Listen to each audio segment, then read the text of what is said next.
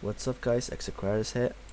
Today I'm going to be talking about an indestructible Warlock build, which makes it pretty much impossible for enemies to kill you and you will still deal a shit load of damage. That's pretty much a win-win, right? Let's get started. First of all, I'm going to talk about Dark Regeneration. Restores 30% of you and your pet's maximum health and increases all healing received by 25% over 12 seconds. This is a very big heal, and as well as increases your healing received for 25 seconds. So if you use this spell, first of all, your other heals are gonna heal very much more, which is a very good thing when you're playing PvP. Next up is Soul Leech, which pretty much when you cast Incinerate Flame spell will grant you a shadowy shield that absorbs 10% of the damage you deal for 15 seconds. This is a very usable spell, but I still prefer using Dark Regeneration over this because it's a massive heal and increases all your other healing as well. This is of course a good spell, but I still prefer Dark Regeneration over it. Next up is Harvest Life. Drains the life from all enemies within 50 yards of the target, causing 4,500 shadow damage and restoring 3 to 4.5% of the health every 1 second pretty much. This is a very good spell if you're doing much AoE, but as a solo Warlock, you still prefer Dark Regeneration. I prefer Dark Regeneration over this, just because I'm pretty much solo player. Then we got Hall of Terror. Howl, causing 5 enemies within 10 yards to flee in fear for 20 seconds. Damage caused may cancel Hall of Terror. When hit by damaging attack, the cooldown of Hall of Terror is reduced by 1 second. This is a 40-second cooldown spell, so it's a pretty long cooldown. But if you're getting attacked, the cooldown is going to reduce really quick. I still prefer having Shadow Fury over this because I like having a stun rather than a fear, because it's easier to break a fear when you're playing PvP. So if you're gonna go for my indestructible build, I would say Shadow Fury over Hall of Terror. But overall, Hall of Terror is a very good spell. Mortal Coil causes the enemy target to run in horror for 3 seconds. The cost to restore 50% of the maximum health. This is a very good spell when you're dueling, but in Battlegrounds I would still prefer Shadow Fury and even Hall of Terror over this. Because in Battlegrounds you want to fear or stun more people than one, mostly. So even if this thing restores 50% of my maximum health, I would still go for Shadow Fury or Hall of Terror. And then we got it, Shadow Fury. Shadow Fury is unleashed, stunning all enemies within 8 yards for 3 seconds. This is the most usable of these 3 spells, I think, because you can choose where to land your Shadow Fury. Hall of Terror is around you and Mortal Coil is on one target. So I would say Shadow Fury. This is really up to you, but I use Shadow Fury because I like it. Land your stun wave on it and then maybe fear your target after it. Soul Link. When active, all damage and healing you and your demon take is shared, but your demon's health is reduced by 50%. If you're not using Grim Sacrifice with this spell, I think it's really bad because your pet will die really fast. But if you're using Grim Sacrifice, as I do, you're gonna get loads of health when sacrificing a pet, and if you sacrifice the Voidwalker, it's gonna be even better, because you're gonna get Shadow Bulwark, which increases your maximum health by 30% when you actually use it. That is very good when you're healing. So you're using Shadow Bulwark, Dark Regeneration, then you use Healthstone and Ember Tap, which is gonna be loads of healing. So I would say if you're gonna be indestructible, go for Soul Link and Sacrifice. It's really worth a shot. Sacrificial Pact. Your demon of its current health to shield its master for 400% of the sacrifice health. Lasts 20 seconds. If you have no demon, your health is sacrificed instead. Common cost while suffering from controlling firing effects. This is a very good spell, but I still prefer using Soul Link and Sacrifice over this.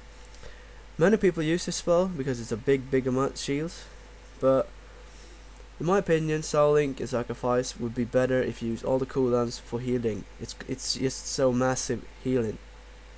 But that's really up to you. Dark Bargain. Prevents all damage for 8 seconds. When the shield fades, 50% of the damage prevented is dealt over 8 seconds. Can be caused by suffering from controlling powering effects.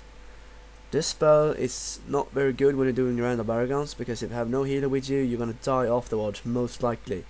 Because if you're using that spell and you take shitload of damage, it's gonna be prevented over 8 seconds, as you know, and that can be pretty massive damage. I used this in the beginning of the Mr. Pandaria launch, and I died loads of times, even in duels and in BDs. I would still prefer Soul Link over this. Blood Horror. It costs 5% of the maximum health to cast. While active, anytime an enemy melee attack deals the damage to the Warlock, the enemy will run in horror for up to 4 seconds, 1 charge. Blood Horror lasts for 1 minute. I see this spell as actually a pretty good spell, since it replaced Blood Fear, which replaced Fear. This spell does not replace Fear, so if you choose this spell you will still have your normal Fear, which I think is actually really good. I still prefer Unbound Will over this, because I'm doing loads of raided battlegrounds, and then breaking a CC is very important. But in duels and random BGs and arenas, I think Blood Horror can be actually a good spell to use. This spell was also very much better than I thought it would be when I read the patch notes, so I'm definitely gonna try this one out. Burning Rush. Drains 4% of the maximum health per second to increase your movement speed of 50%. During Burning Rush, movement impairing effects may not reduce you below 100% of your normal movement speed. I don't see this spell as very good if you don't have a healer with you, because it's 4% per second. That's loads if you're gonna run. You can run with the flag with this one, you can run with orbs with this one, but it's gonna kill you, it's really gonna kill you. So I would not prefer using this spell as any times. That's up to you, but I'm not gonna use it anytime. Unbound Will. Purge all magic effects, movement impairing effects, and all effects which cause loss of control of your character or demon. This spell costs 20% of your health to use, but I see it very useful since I'm doing loads of RPGs, so this is an extra trinket which is very good. If you're doing random battlegrounds, duels or arenas, it's not really that effective if you don't have a healer with you. Then I would pretty much go Blood Horror, I think, but I still use this in random battlegrounds because when you have this massive heal, it's not really going to disturb you if you have your healing cooldowns. If you have wasted your healing cooldowns, I would not use this. Grimoire of Supremacy. You command stronger demons, replacing your normal minions. These demons deal 20% additional damage and have more powerful abilities. If you're gonna use a pet, this is probably the best one to use. But if you're gonna go for the indestructible build that I will do, it's not an opinion. You will go for sacrifice. You get bigger heals, you get bigger health. It's pretty much a win-win, right? Grimoire of Service. Instantly summon a second demon who fights with you for 20 seconds. The demon will instantly use one of the special abilities when summoned. This is also spec used when you have a pet, of course. Supremacy is probably better than this one, but if you ask me, Grimoire of Sacrifice is the best one, just because you got the big heals and the big health. Grimoire of Sacrifice. You sacrifice your demon to get one of its abilities, increasing the power of many of your single target spells by 15%, increasing your maximum health by 20%, and regenerate 2% of your maximum health every 5 seconds. This one is the best one if you ask me. You get the big health, you get the big health regen. It just helps you a lot surviving. I've tried other specs with this when I'm not using sacrifice, and I don't live for as long as I do with this one. So if you're gonna be indestructible, I would definitely use this. Archimonder's Vengeance. Causes an enemy to suffer 25% of all damage you take. Lasts 8 seconds. The passive effect of this one is enemies who attack you suffer 5% of all damage they deal to you. This effect is disabled while on cooldown. This is a very good spell, and the reason I'm not using this is because I'm using Manor's Fury for the AoE, since I'm playing loads of RBGs, as you know. So these 3 last talents is completely up to you, what you think is the best. Killian's Cunning. You can cast and channel while moving, but each cast reduces your movement speed by 15% for 6 seconds, seen up to 2 times. As I said before, these 3 last talents is completely up to you. I only use Manor's Fury for the AoE, so you just pick what you think is the best. Last but not least, Manor's Fury. Increases the area of your area of effect damage spread by 500%, which affects Rain of Fire, Infernal and Fire and Brimstone, which I use the most. Fire and Brimstone's range is just huge when you're having this spec, so if you're going to do AoE damage, this is the choice for you. The glyph that I use is Ember Tap. Ember Tap heals you for an instant of 5% of your health, but health is stored over 10 seconds. I see it just good because it's extra healing, that's like win-win, right? And also use Siphon Life. You Immolate spell will heal you for 20% of the perk damage dealt. That's very good when you're using Fire and Brimstone, for example. Loads of healing coming. And then the best one, Glyph of Healthstone.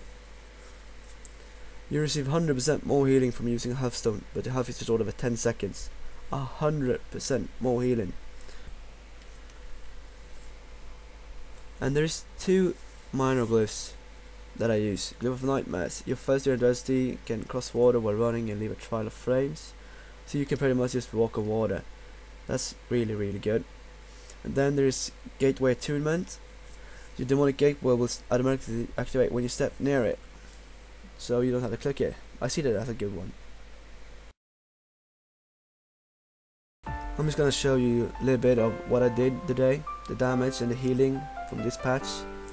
I'm not gonna say anymore. Enjoy.